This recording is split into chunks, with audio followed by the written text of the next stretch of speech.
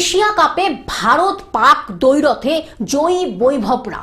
অনূর্ধ্ব-19 Asia কাপের রবিবার ভারত পাক দ্বৈরথে নজর ছিল দুটো ব্যাপারের উপরে। এক, টস হওয়ার পরে দুই অধিনায়ক হাত মেলান কিনা। দুই, বৈভব সূর্যবংশী কি করে। ভারত প্রথমে ব্যাট করতে নামার পরে অবশ্য বেশিক্ষণ ক্রিজে থাকতে পারেননি। বৈভব 5 রানে ফিরে যায়। নিজের বলে ক্যাচ নিয়ে বৈভবকে ফেরান বাঁহাতি সায়েম ব্যাটসম্যান। এরপরে উৎসব শুরু করেন। মনে হচ্ছিল যেন ম্যাচ জিতে গিয়েছে পাকিস্তান, কিন্তু বৈভব ফিরতেই পাকিস্তান শুরু হয়ে যায় উৎসব। তারপরে 25 বলে 38 রান করে পরিস্থিতি সামলান আরেক ওপেনার অধিনায়ক আয়ুষ মাত্রে। ভারতের ইনিংস থেমে যায় 46 ওভারে 240 রানে। শেষ দিকে লড়াই করে দলের রান 200 পার করতে সাহায্য করেন। জবাবে 41 ওভারে 150 রানের শেষ হয়ে যায় পাকিস্তান।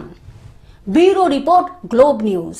এখন থেকে গ্লোব টিভি দেখুন আপনার স্মার্টফোনেও। গুগল প্লে স্টোর অথবা অ্যাপল স্টোর থেকে ডাউনলোড করুন গ্লোব টিভি লাইভ অ্যাপ। এছাড়া জিও টিভি অ্যাপ থেকে দেখুন গ্লোব টিভি লাইভ।